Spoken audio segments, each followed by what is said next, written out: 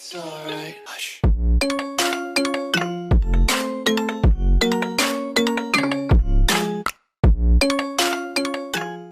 Olá, tudo bem? Bem-vindo a mais um vídeo e nesse vídeo a gente vai ver como funciona o planejamento pós-edital na planilha, beleza? E o que seria esse planejamento pós-edital? Bom, planejamento pós-edital é aquele que a gente já tem algumas informações mais precisas sobre a nossa prova. Por quê? Porque teoricamente o nosso edital já saiu, a gente já tem a data da nossa prova e em alguns casos a gente já tem também o peso, ou seja, a importância de cada uma das disciplinas na nossa prova e também, em alguns casos mais específicos, o número de questões de disciplina, o número de questões de cada uma das disciplinas nessa nossa prova.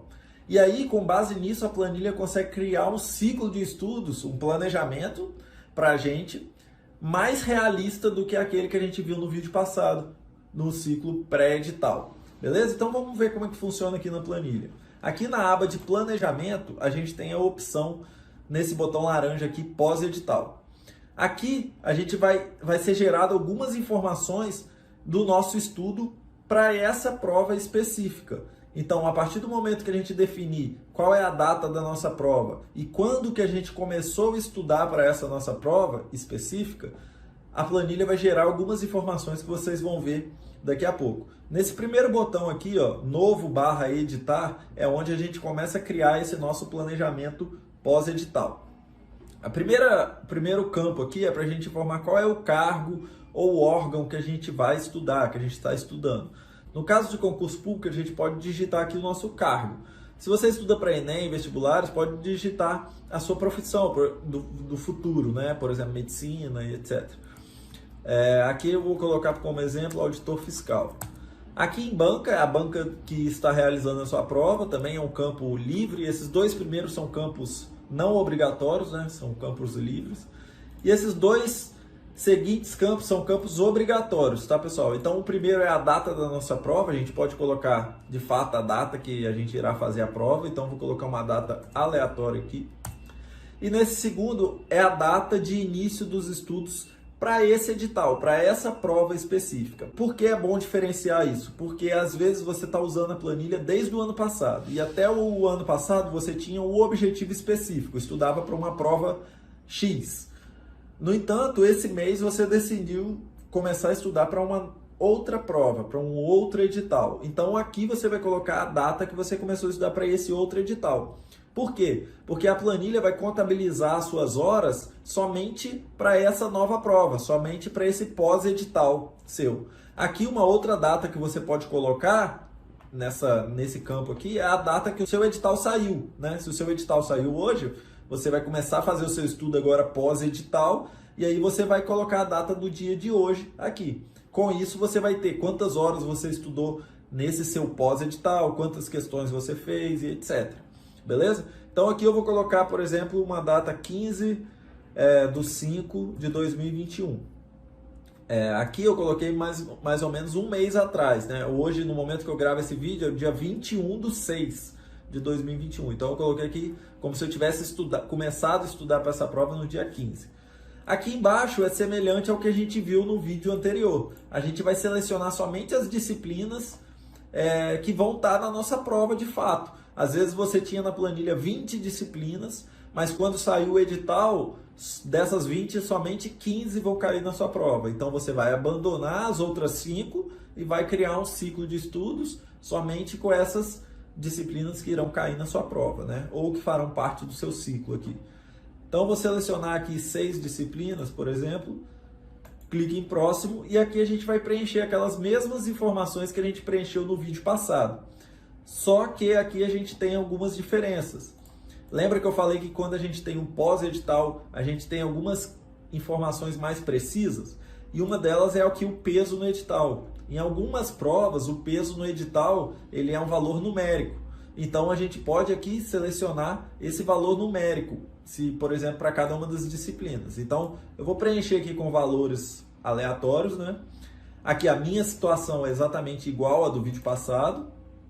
E aqui a dificuldade na disciplina é a dificuldade que você tem nessa disciplina. Também já mostrei no vídeo passado. E aqui o número de questões.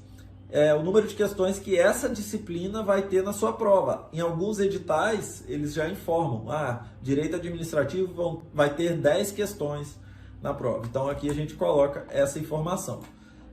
Se na sua prova, no seu edital, você não tem o peso de cada uma das disciplinas, e não tem, nesse edital não saiu o número de questões, o que você pode fazer é olhar uma prova antiga.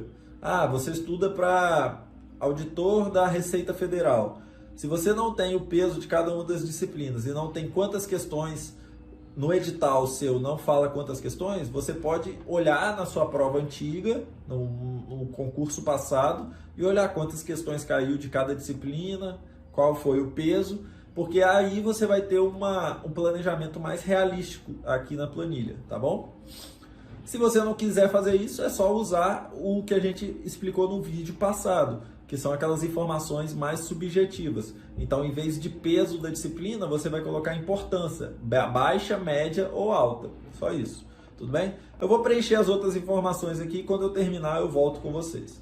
Bom, pessoal, preenchi aqui as informações aleatórias e clico em próximo. Aqui a tela é igual a do vídeo passado. A gente vai colocar qual a nossa carga horária semanal, tá, pessoal? Semanal. Então, por exemplo, eu vou colocar aqui 25 horas e quais dias que a gente irá estudar na semana. Vou deixar o domingo livre, por exemplo. E aqui eu clico em gerar ciclo. A planilha vai carregar um pouco e vai gerar algumas informações interessantes para a gente analisar agora. Beleza? Bom, aqui ela gerou uma tabela para a gente. E nessa tabela vocês vão ver que aqui ela coloca aquelas informações que a gente acabou de preencher, como o número de questões, o peso de cada uma das disciplinas. E aqui ela já calcula qual é a importância de cada uma das disciplinas nesse edital. Como que ela calcula isso? Basicamente pegando o número de questões e o peso. Ela multiplica o número de questões vezes o peso e dá um total de 8. Aqui, português, 6 vezes 2, 12. Então, com base nesse peso, nessa importância aqui de cada uma disciplina, ela vê o percentual que cada uma dessas disciplinas representa nessa nossa prova. Então, esse é o percentual baseado no edital. É o percentual realmente que saiu lá no nosso edital, a importância de cada disciplina. No entanto, a gente tem algumas informações que a gente preencheu a mais, vocês lembram? Como, por exemplo, qual a dificuldade que a gente tem em cada disciplina e também qual é a nossa situação em cada uma das disciplinas. Então, às vezes uma disciplina ela tem um peso muito grande no edital, como por exemplo aqui, ó, contabilidade. Ela tem um peso de 27% na nossa prova. Só que é uma disciplina que, por exemplo, a gente tem muita facilidade e também a gente já estudou. Então, se a gente já estudou essa disciplina, a teoria dela, e se a gente tem facilidade nessa disciplina, a gente não precisa ter muitas horas de estudo para ela. Então, a planilha ela calcula um percentual real, que é chamado de real, que é baseado nessas outras informações que a gente preencheu lá. E aí, com base nesse percentual real, ela calcula quantas horas a gente tem que estudar até o dia da nossa prova para cada uma dessas disciplinas. Então, ela projetou aqui para mim que eu teria que estudar 489 horas até o dia da nossa prova. Essas 489 horas, elas são baseadas nessa data de início aqui que a gente colocou, tá, pessoal? Da data de início até o dia da minha prova, eu teria que estudar 489 horas. Ela calcula também quantas horas a gente já cumpriu nesse período do dia 15 do 5 até o 29 do 9. E qual é a nossa dívida, ou seja, quantas horas ainda faltam para a gente cumprir, tá? Aqui ela calcula o percentual que a gente já cumpriu, né? Então, por exemplo, aqui em Direito Constitucional eu já cumpri 20% dessa minha meta. Aqui ela calcula também o número de acertos e erros, né? Que a gente já fez nesse período.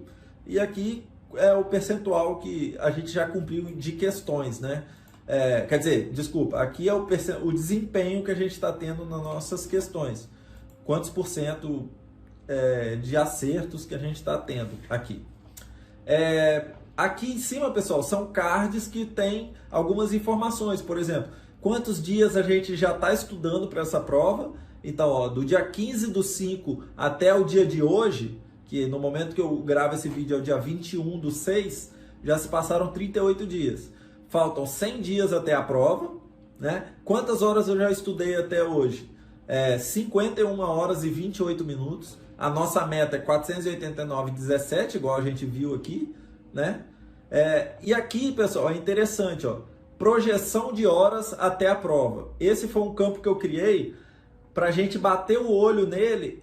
A informação que a gente tem que tirar desse campo é a seguinte: quando a gente bate o olho nele, a gente tem que comparar ele com a nossa meta. Se ele estiver abaixo da nossa meta, significa que a gente está estudando pouco. Lembra lá que a gente colocou que a gente tem que estudar 25 horas semanais? Eu acho que foi isso que eu coloquei, que a minha meta seria 25 horas por semana, né?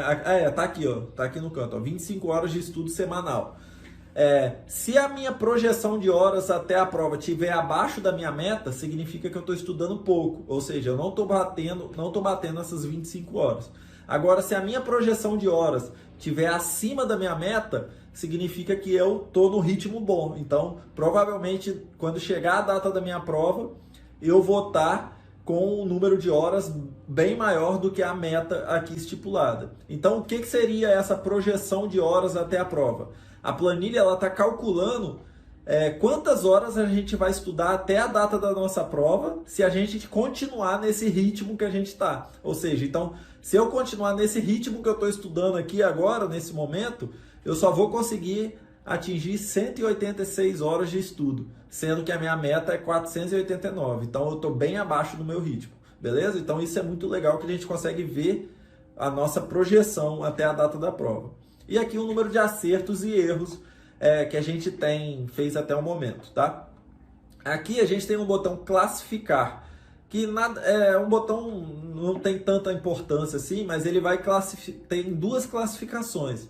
Ele vai poder classificar essa tabelinha aqui que ele gerou, ele classifica ela de acordo com o percentual do edital. Lembra que eu expliquei aqui que o percentual do edital qual é a importância de cada disciplina no nosso edital. Então, tá vendo que ele classificou aqui? Colocou da maior para menor. Ou então a gente pode classificar de acordo com o percentual real, que para mim é o mais importante, né? Qual é a importância real que eu tenho que dar para cada uma das disciplinas? E aí aqui ele classificou, colocou da maior para menor, tá?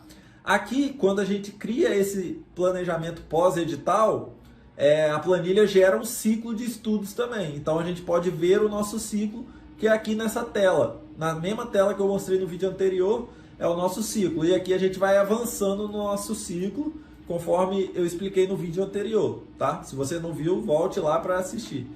Basicamente isso. E aqui a gente tem o botão de apagar. Se a gente quiser gerar um novo ciclo pós-edital, é só apagar aqui, tá bom? Se quiser editar alguma informação desse ciclo pós-edital, só clicar aqui no botão de editar ou gerar um novo ciclo. É basicamente isso, pessoal, essa parte do pós-edital. A planilha ela vai fazendo um controle a partir do momento dessa data de início aqui, ela vai controlando quantas horas a gente já estudou, quantas questões fez e qual é a nossa dívida, né? Quantas horas faltam ainda para a gente bater aquela nossa meta. Beleza? Espero que tenham gostado. Não deixe de se inscrever aqui no canal, deixar um like nesse vídeo e me seguir lá no Instagram, Concurseiro do Excel. Um abraço e até o último vídeo, que é o próximo. Valeu!